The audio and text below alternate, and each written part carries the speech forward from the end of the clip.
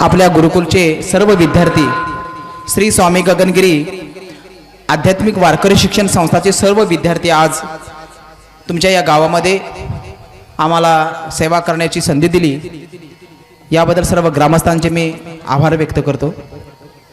या भागामध्ये परमार्थ वाढावा, वारकरी संप्रदाय वाढावा, आपलं भजन जिवंत राहावं। आज बघायला गेलं तर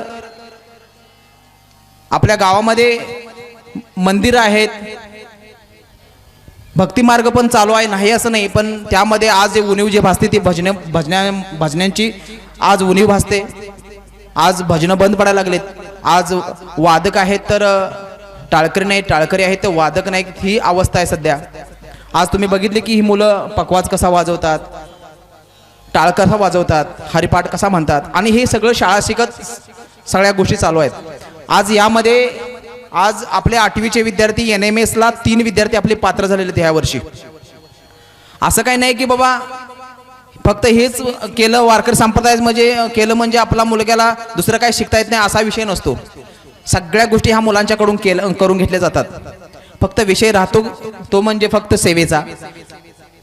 फक्त तुम्ही ज्यांना कोणाला असं वेळ मिळेल, ज्यावेळी तुम्ही कधी जतमध्ये याल त्यावेळी आवर्जून आमच्या गुरुकुलला भेट द्या। त्या गुरुकुलमध्ये कसं नियमावली आपल्या गुरुकुलची आहे, हे विद्यार्थी कसे शिक्षण घेतात, आणि विशेष म्हणजे आज हे जे विद्यार्थी आहेत ते ह्या भागातले विद्यार्थी जत भागातले पण आहेत, काही बाहेरचे आहेत, बाहेरच्या तालुक्यातले जिल्ह्यातले पण आहेत आपल्याकडं। तसं बघायला गेलं तर मुंबईचे सुद्धा विद्यार्थी आपल्याकडं आता सध्या ते शिक्षण घेत आहेत, मुंबईचे विद्यार्थी सुद्धा आपल्याकडं आहेत। तर याच्या पाठीमागचा उद्देश एवढा आहे की फक्त आपल्या परमार्थामध्ये चांगले विद्यार्थी घडावेत, चांगला सुसंस्कारित असा मुलगा घडावा, निर्व्यसनी मुलगा घडावा, हाच एक प्रामाणिक असा आमचा स्वतः प्रयत्न आहे। आणि या गावामध्ये, या भागामध्ये, जत भागामध्ये आपला परमार्थ रुजावा, किंवा चांगले वादक तयार व्हावेत, चांगले गायक तयार व्हावेत, तसेच अगदी निर्व्यसनी तरुण तयार व्हावेत, याकरता अनेक मंडळींनी, या जत भागातील मंडळींनी भरपूर असा प्रयत्न केलेला आहे। तसं बघायला गेलं तर मी परगावचा आहे, माझा कोल्हापूर जिल्हा येतो, मी गगनबावडा तालुक्यातला आहे। बरेच वर्षी या परमार्थामध्ये मी स्वतः अजून सुद्धा शिकतो आहे, शिक्षण घेत आहे। बरेच विद्यार्थी आपल्याकडे तयार झालेले आहेत। तसं बघायला गेलं तर या अंतराळ भागातील एक रामदास दाजी म्हणून आहेत, आम्ही त्यांना रामदास दाजी शिंदे त्यांचं आडनाव आहे, आम्ही दाजी म्हणतो। तर त्यांनी सुद्धा प्रयत्न केलेले आहेत। आपले रामपूरचे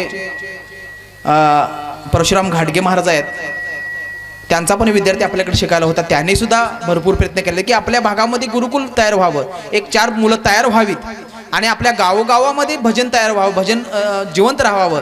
असा एवढ्या सगळ्या प्रयत्नातून मी इथपर्यंत मला येण्याचं प्रयोजन त्यांच्यामुळे झालेलं आहे।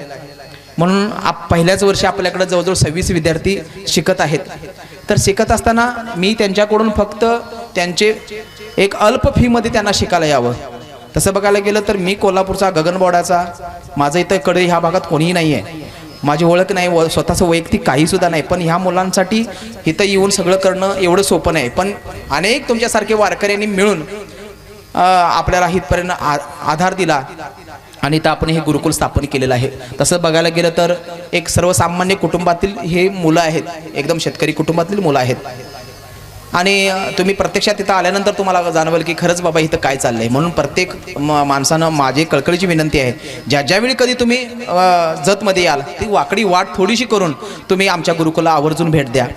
आणि दुसरी गोष्ट म्हणजे आपल्या गुरुकुलचं श्री स्वामी गगनगिरी आध्यात्मिक वारकरी शिक्षण असं इंस्टाग्रामला पण एक अकाउंट ओपन केलेलं आहे। तर का ते निदान तरुण वर्गाला तर ते बघायला मिळावं की नेमकं काय चाललंय. आज तरुण वर्ग बघायला गेलं तर मोबाईल शिवाय त्यांना काही सुचत नाही.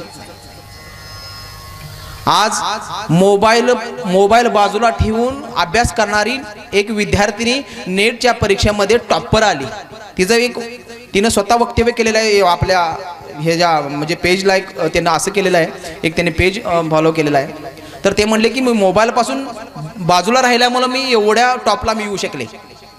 तसंच ही विद्यार्थी त्यांना मोबाईल अलाउड नाही आहे. फक्त जे नियमावली आहे त्या नियमावलीनुसार ही मुलं आज शिक्षण घेत आहेत. पहाटे 5ला ह्या मुलांना उठवलं जातं. 5 वाजता आपला पहाटे 5ला ह्यांचा दिनक्रम चालू होतो. 5 ते 7 हा दिनक्रम चालू होतो आणि तिथून पुढे शाळेचा अभ्यास आहे. तसं बघायला गेलं तर शाळेला भरपूर वेळ दिलेला आहे आणि ते फक्त ह्या विद्यार्थ्यांचा झोपेचा जो वेळ आहे तोच फक्त त्यातून काढून घेतलेला आहे आणि त्यांच्याकडून हा अभ्यास करून घेतला जातो.